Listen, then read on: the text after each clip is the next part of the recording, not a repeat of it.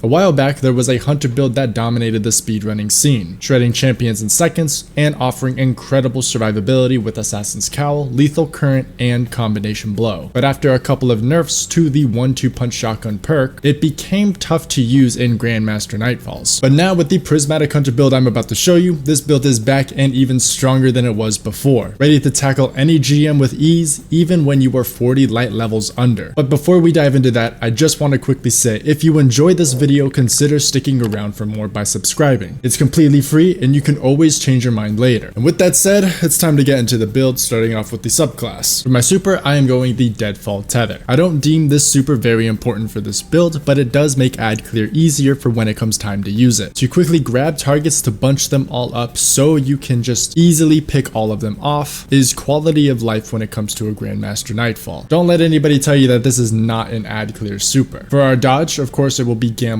Dodge. This, paired with our Combination Blow melee, is the match made in heaven that everyone constantly talks about. Killing an enemy with an empowered melee grants you your dodge back, along with a Combination Blow stacks which will further your damage, and then the Gambler's Dodge will give you the melee back for an infinite loop. Now for the grenade, go with whatever you want, because I certainly did not know what to go with for myself. This build does utilize Tractor and Tether, both are 30% debuffs, so I didn't really see it necessary to have magnetic grenades, as great as those are. Now for the aspects, for the first one we have Threaded Spectre, and for the second one we have Winter's Shroud. Now for some context, the old build was amazing for both ad clear and single target damage because of Lethal Current. It had an initial explosion along with jolting the target for really good ad clear. Without this, I chose to use Threaded Spectre for the idea that it does clear out basic ads with pretty much relative ease. And with you rolling all over the floor constantly, these little threadlings will be littered all over the place. And Winter's Shroud does many things that are beneficial. It stuns overloads. It applies slow for an extra 10% damage to light based abilities like Combination Blow when it's paired with one of our fragments, which will be Facet of Courage. And with 2 dodges, it will freeze anyone in the area for Shatter Chaining, another great source for ad clear. Now for the fragments. For the first one, of course we have already been over it, it would be Facet of Courage for the 10% more damage for your ×3 Combination Blow Liar's Handshake melee. It is simply too good to pass up. Next up, we do have Facet of Protection. Being knee deep in ads warrants a 15% damage resistance. And with Transcendence active on the occasion when you do bring it up, this is increased to 32% damage resistance, which in GMs, you really just can't get enough of. Next, we do have Facet of Ruin. But what Facet of Ruin will do for us is it will increase the shatter damage to the enemies when we do get around to freezing them. Next up, we do have Facet of Dawn, and to have a permanent Radiant up is never a bad thing, for it is a 25% increase to weapon damage of course, but we are mainly using this for the idea that Radiant does give anti-barrier rounds for those pesky champions. Therefore, I don't need to hot swap off of my shotgun in order to break a barrier shield. Next up, we do have Facet of Sacrifice. With Combination Blow amplifying us, any additional kills will fill the darkness meter as well, along with the threadlings of course boosting the darkness gains further. And for our last fragment, we have Facet of Purpose, just for that extra survivability.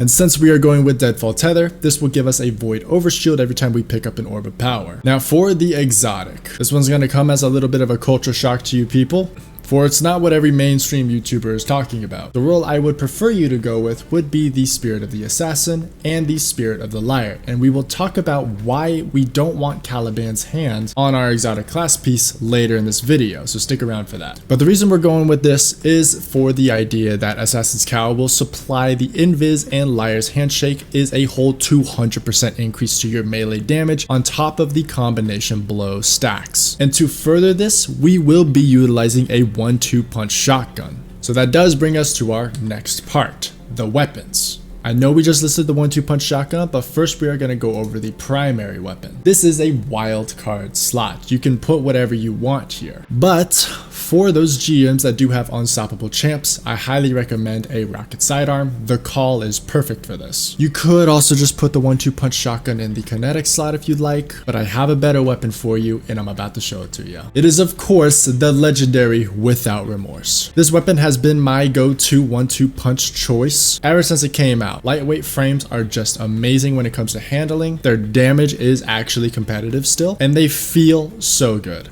This is a craftable weapon, so if you have it unlocked, you can actually just go and craft it and don't need to farm for the god roll, of course. But if you don't have this, of course, free game, go with whatever you want after that. Now lastly, for the heavy, this will be taking up your exotic slot, and frankly, you don't even need it, to be honest. In this video, I have showed you already a couple of clips where it's just me raw dogging a couple of champs without the debuff at all. But for the time that you want to use the debuff, it will make shredding those champs just that much easier. But now it is time for the armor mods. And normally I do just say that the mods are mid, but for this build specifically, we actually do have more than just like one armor piece that has important mods on it. So copy them here if you just want to skip over it, but we will be going into it right now. So starting off with the headpiece, we do want our super relatively quick. It makes life easy, and add clear is a breeze. So with that, and it being a melee based build, it will be hands-on mods, double it up, call it a day. Moving on down to the arms, we are going with 3 heavy-handeds. It is because ever since the change where they made these types of mods decrease the cooldown the more mods you have applied. And with 3 heavy-handed mods equipped, you are reduced all the way down to 1 second cooldowns every time you spawn an orb, making it to where, as you can see, an orb will spawn upon every melee.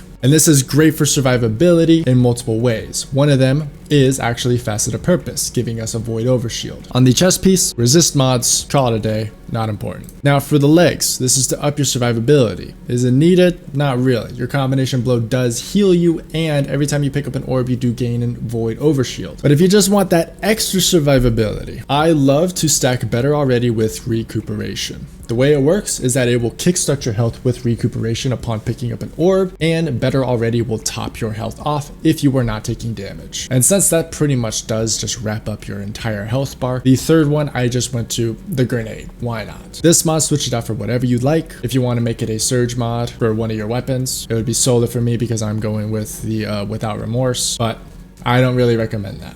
Lastly, on the class piece. Now, since we are rolling around constantly, we want to be picking up all the orbs that we are spawning. They are spawning on us, but there's a time or two where we will actually miss them and they'll just be on the ground somewhere. Powerful Attraction will make us pick this up. This will give us armor charges for our special finisher, which is another mod that we have on our class item. It will heal us, give us overshield, all the woodworks. So Powerful Attraction, honestly, I just never take it off. And distribution. Why? Because it actually, as I recently just learned, gives you super energy. With 3 mods attached, it's like 4%. Right now, since it's just one mod, it's actually just like, I don't know. I have the actual facts on screen for you right now, but what I'm going to say at the moment is just that it gives you 1% super every time you dodge. Now, the gameplay strategy. With this build, you can easily carry or solo any GM that you want. I've done it, other people have done it, and now you can do it. But I'd be stupid if I were to say that people wouldn't obviously start talking about the Calibans and Liar's Handshake exotic class item. And the reason to not run Calibans on this build is for the fact that it is both too good and not good enough. So what do I mean by this? Imagine you are in the room that you see me in right now on your screen. And if I were to attempt to build stacks of combination blow in order to take out the champs, which are the more important enemies to defeat, you would naturally go up to the nearest red bar and just start wailing on him. And off the first stack gained,